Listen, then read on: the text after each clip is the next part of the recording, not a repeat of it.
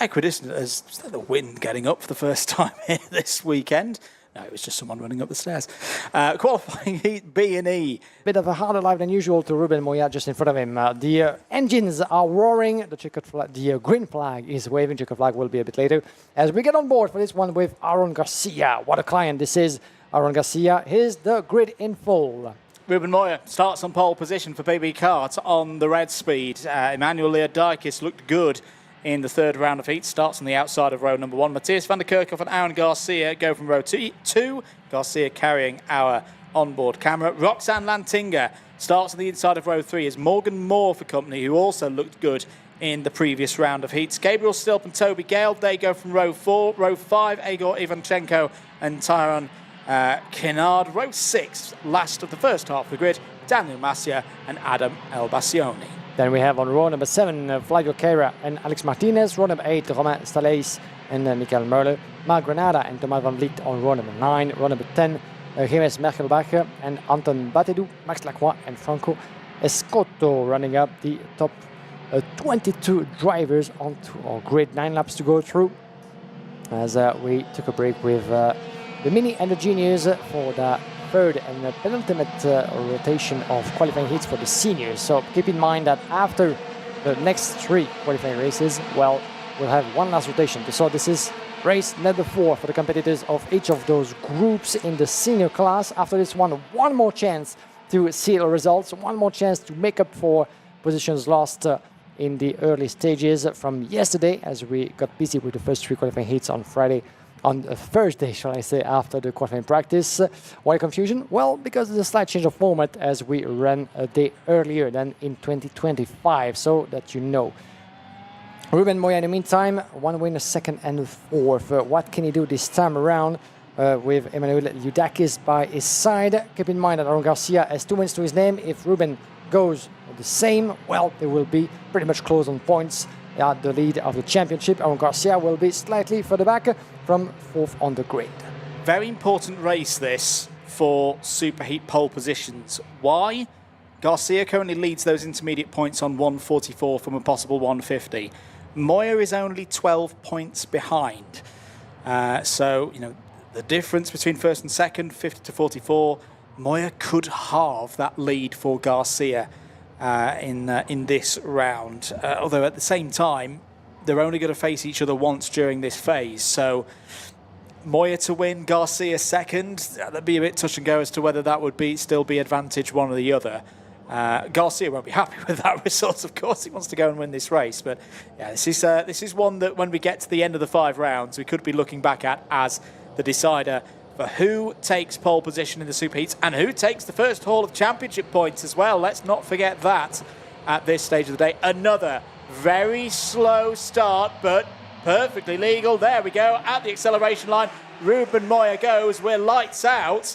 That is following the advice in the driver's briefing to an absolute T. And again, the other seniors, they can't get their heads around this. Brilliantly done by Ruben Moya. Yeah, brilliantly done. You can see him pulling away as we get on board with Aaron Garcia, chased by the rest of the pack. He seems to be in the middle a little bit of contention. One of the drivers at the back end going, all 4 wheelers into the grass. But that was a cracking start, and I think that Emmanuel Leodikis was able to get going indeed with Ruben Moya, so he didn't lose sight. Oh, is it Matthias van der Kerkhoff, by the way? Yeah. Who found his way up to P2. So van der Kerkhoff was up there on the inside from 3rd on the grid. Yes, it is the pilot, the driver of the VDK Racing team. Up into 3rd. That's interesting. One from the MP Motorsport squad. Roxanne Lantinga just gained 2 places up to 3rd place. You have the best of luck. Last time around being pushed a little bit outside of the track limits. She has 1 win to her name, and now she finds herself in the prime place of chasing both Van der Kerkhoff and Ruben Moya. Leodikis is down to 4th from Gabriel Stilp. Aaron Garcia down to 6th from Masia, Queira, Ivanchenko and Morgan Moore. Maybe another way to look at these starts from Ruben Moya. Now, everybody behind him knows what's coming because they're experiencing it every single one of the heats. But everyone on the outside, so in this case, Leodikis, Garcia, Aaron Garcia, the way I'm reading it, it's almost a case of they're so confused by someone not wanting to bolt it out of turn 15. They're a little bit like, well, hang on, what's happening here? And that's the point at which Moya then lights the afterburners. It's very, very clever work from Ruben Moya. As I say, he is following, I was in driver's briefing on Wednesday evening, he is following the race director's instructions to the letter. Do not accelerate before the yellow line, which is a good way down from turn 15. And he's got himself in a strong position now. However, Matthias van der Kerkhoff is going to challenge him here. This is a very good lap from van der Kerkhoff down towards turn number 1. Van der Kerkhoff waits for now, and maybe that's with the awareness that a very quick Roxanne Lantinga is immediately behind. This is closing up now at the front of the field. Leodakis 4th, Stilp 5th. Here goes van der Kerkhoff down the inside. Well, that wasn't in the Ruben Moya plan at this stage of the race. Van der Kerkhoff looking good on board that VDK Racing prepared machine, is your new race leader. Interesting spreading out of the field as we speak now, with a leading train of 4 drivers and Aaron Garcia leading the second one. Change at the same time in time number 7 for the lead. Ruben Moya dives through, running inside of Van der Kerkhoff, and Leodakis does the same. Lantinga, yellow flag in the meantime, and a bit of a wheel banging, so to speak, by the look of it in turn number 8 between the leaders. We're going to have to look back at that, as the VDK driver, unfortunately, Roxanne Lantinga has dropped, nowhere to be seen at the background of the ranking. What on earth happened there? Certainly going off. Another drama for Roxanne Lantinga, who is nowhere to be seen. 21st on our screens, as Tyrone Kinner is the young Belgian from VDK, who's going into DNF, unfortunately. Yeah, I think that's going to be the end of a competitive part of the weekend for Tyrone Kinner. That's 3 bad results. Now, he will be in a superheat tomorrow, but I think there'll be simply too much to do to get up into that top 36. Now, at first look, it seemed like 2 drivers both going for the same apex. Roxanne Lantinga, we've said that her decision-making has been so good. She's been brave, she's been positive, she's been on the attack. Was that maybe one overtake attempt too much? Leodakis was looking good. Leodakis has fallen down to 11th place. I tell you who else this helps a lot. Aaron Garcia is now back up to 3rd after being on the back foot in the early stages of this race. The seas have parted for the reigning IAME Euro Series champion. He still has a hold of the intermediate classification lead. Now let's have a look at this again. Yeah, down the inside. That was how we saw the end of Lantinga, and that gap between, that was how Tyrone Kinner left the, well, was already out of the race at that point. I think that was simply a case of the gap between Lantinga and Leodakis probably needed to be about 2 inches wider, and that move would have been pulled off for Roxanne Lantinga. A real shame. Yeah. It's still good speed for Roxanne, but it's again a continuation of this pattern of it's either very, very good, or something happens and it's down the bottom of the order. Change for 3rd in the meantime between Aaron Garcia and Daniel Masia, diving around his fellow countryman. Masia up to 3rd, and this is the best form, best position we find him through the course of the weekend so far. So good run of form for Daniel Masia, who's been jumping 8 places up to P3 at the moment, and is going to give a little bit of run for his money to Matthias van der Kerkhoff by the look of it, as we get into lap number 6 out of 9. A look over the shoulder for Ruben Moya, and close watch as well from some of the mechanics from Dream Racing, I think it was. But now into turn number 1. Watch out, every breaking point of turn number 2. Van der Kerkhoff stays where he is. He knows that it might be a little bit too early. He has the pressure behind of Masia, Garcia, and Gabriel Stilp as well, who finds himself in a great position to maybe shake things up a little bit at the back of that train. And they all have a good advantage of 3 seconds on Morgan Moore, all the way down to P6. Toby Gale, Kera, and Salis running up the top 10.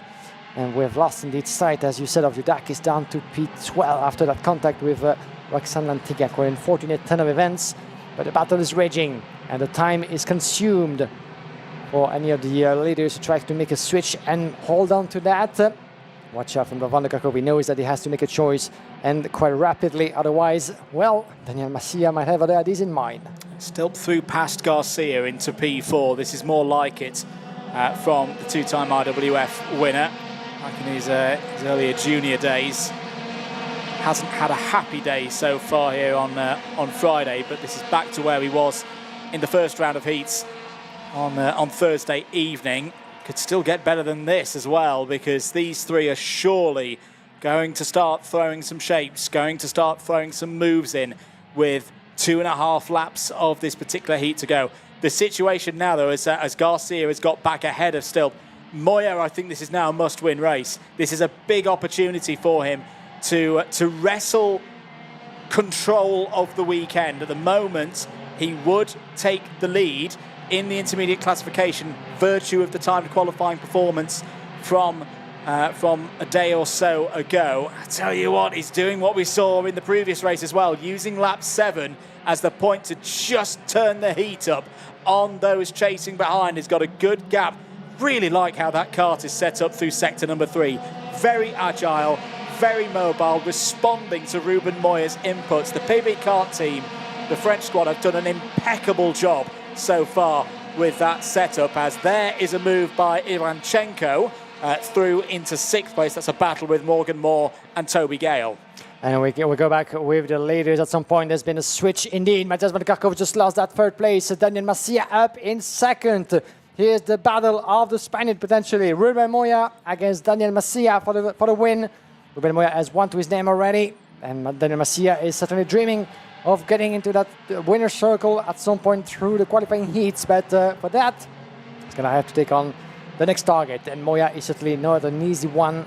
The checkered flag is coming near. We're gonna have one more lap after this one. Van der Kerkhoff still very much in contention to get his hands on that win. That would be a first for him this weekend. But first, he needs to resist from the likes of Garcia and Stilpt. Well. Talking about big names of the senior class entering that last lap. Here we go. Pedal to the metal one last time before the checkered flag.